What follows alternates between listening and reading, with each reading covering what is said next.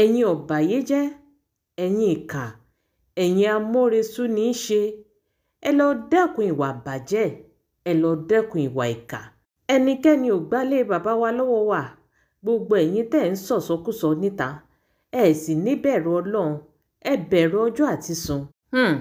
Ariwo yìí ni ìkan lára àwọn ọmọ bàbá Súlè Suebebe èyí tó di olóògbé níjọ́sí tó ké síta o, látàrí ọ̀rọ̀ tí arákùnrin èyí tí a mọ orúkọ rẹ̀ sí ológun dúdú èyí tó sọ.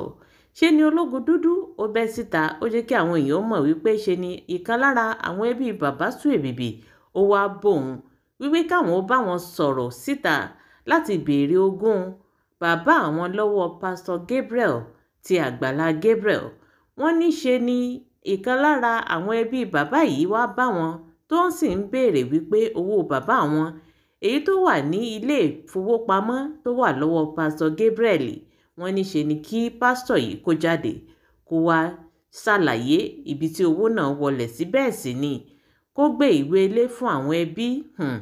Ẹ wo ọ̀rọ̀ náà dàbí nǹkan.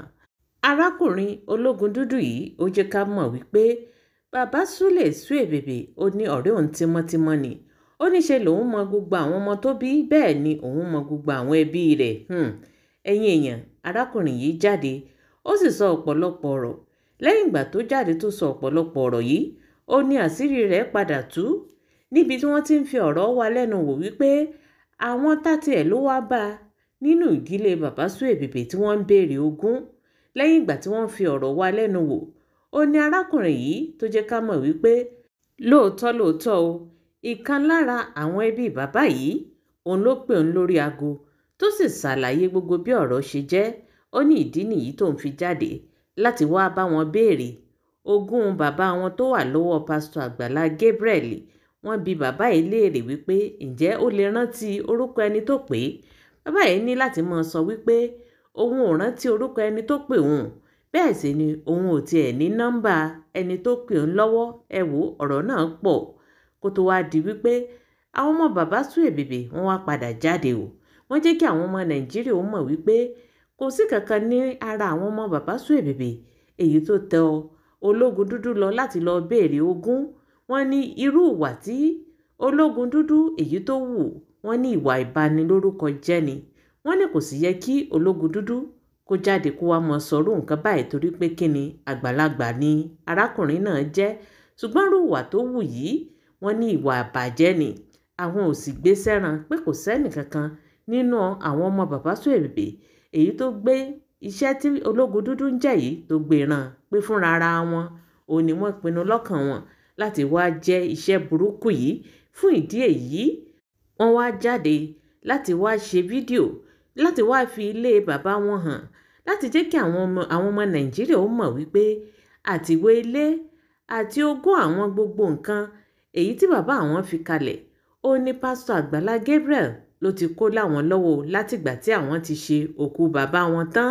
Ṣe ni wọ́n ní gbogbo ọ̀rọ̀ èyí tí ológun dúdú ń sọ yìí, wọ́n ní irọ́ pátápátá ni. Wọ́n ní ìwà ìbanilórúkọ jẹ́ gbáà ó ní ológun dúdú wù. Ó ní àwọn ò kì í ṣe abáramóore jẹ. Wọ́n ní èèyàn gidi ó ní pásítọ̀ Àgbàlá Gabriel jẹ́ sáwọn. Wọ́n ní pàápàá àti wípé aláàánú èèyàn táwọn ò lè gbàgbé láyéláyé nítorí pé oore tó ṣe fáwọn oore mọ̀ ní gbàgbé ni. Wọ́n ní àwọn ò sì lè ya abáramóore jẹ. Arákùnrin náà tẹ̀síwájú, ó lóun ò lè sọ̀dí àpò pọ̀ pẹ̀lú àwọn ọ̀bàyéjẹ́.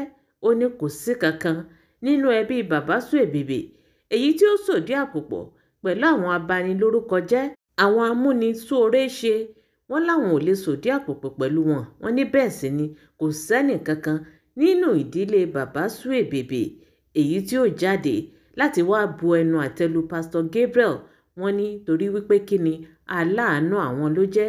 Ìdí nìyí tí wọ́n sì wá sí ilé yìí tí wọ́n sì wá ṣe fídíò ọ̀hún gẹ́gẹ́ bẹ́ẹ̀ ṣe rí tí ń kọjá lọ lórí fọ́nrán mi yìí.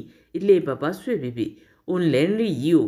Ẹ gbọ́ nǹkan tí ìkan lára àwọn ọmọ bàbá yìí tó jẹ́ àkọ́bí èyí tó sọ nípa ọ̀rọ̀ ilé náà àti láti fòpin sí gbogbo awuyewuye èyí tó ń lọ káàkiri orí ayélujára lórí ọ̀rọ̀ wípé wọ́n gbéwé ilé fún wọn àbí wọ́n ti ẹ̀ ṣàkáǹtì owó èyí tó kù nílé ìfowópamọ́ kí oníkálukú kó gbé ẹnu rẹ̀ dákẹ́. Eléyìí ni nǹkan tí àwọn ọmọ bàbá yìí èyí tí wọ́n sọ. Ògo ni fún bàbá àti fún ọmọ àti fún Ọlọ́run ẹ̀mí mọ́ bí ti wà ní àsìkò ṣe fún bẹ́ẹ̀ ní sì máa rí ní ìgbà gbogbo ayé àìnípẹ̀kun. Àmín. Mo fi ọpẹ́ pàtàkì fún Ọlọ́run tó dá ayé àti ọ̀run tó dẹ̀ tó fún mi ní oore ọ̀fẹ́ ní sáà tí mo wà láti rí opportunity ṣe irú nǹkan báyìí. Gbogbo ẹ̀yin aṣèbàjẹ́ kò sí bẹ́ẹ̀ bá ń ṣèbàjẹ́ ọmọlàkejì yín, mo dúpẹ́ pé ẹni tẹ́ ń sọ̀rọ̀ ẹ̀ iwájú ló wà kò sí lẹ́yìn, so kò sí bẹ́ẹ̀ ṣe máa lé ẹnìyẹn ẹ̀ lè bá. So let me introduce myself.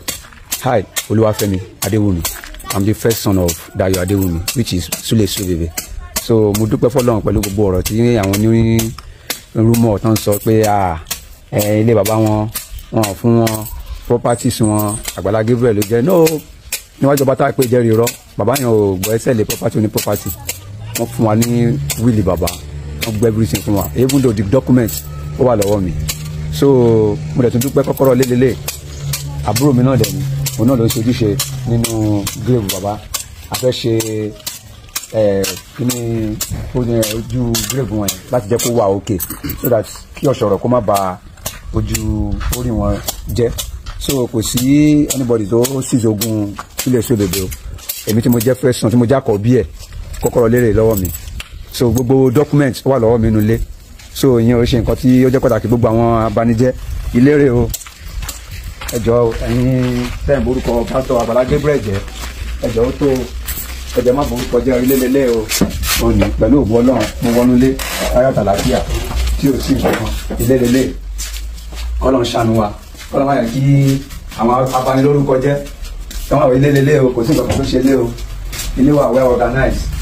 Ok, wọ́n mú báàgì ẹ̀wà rí dọ́kúmẹ́ntì yẹn nílé. Ó wà ń bẹ̀. Ẹ̀wà rúùmù bàbá lè kò sí nǹkan tó ṣe rúùmù bàbá lè lẹ̀. So àwa láti atókúrò nílé àti so kò sẹ́ni bọ̀dì tó wá síbẹ̀, kò sí nǹkan tó ṣe lé wọn. Gbogbo ẹ̀yin abanijẹ́ ẹ̀dẹ́kun ìbàlórúkọ jẹ́ o. Ẹ̀dẹ́ ń sọ̀rọ̀ yìí yàrá kejì dẹ̀lélẹ̀, kò sí nǹkan tó ṣe. Inú ilé náà wà well okay. So kọ́kọ́rọ́ lérè lọ́wọ́ mi, ẹ̀sìn mi ariwo o, ẹ má borúkọ olórúkọ jẹ́ o.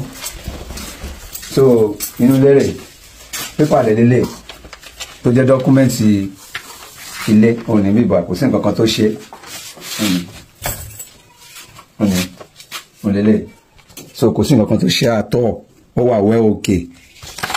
Òní signature mi ní bíbá, kò sí nǹkan kan tó ṣe. Òní kò sí nǹkan kan tó ṣe. Òní this is Oluwafemi Adewumi. So gbogbo pé wọ́n ní wọ́n gbé dọ́kúmẹ́ǹtì lẹ̀ irọ́ ńlá ni o. Òní orúkọ mi ní lókè, so kẹ́nìbọ̀dì ká má bọ̀ orúkọ pásítọ̀ jẹ́ o.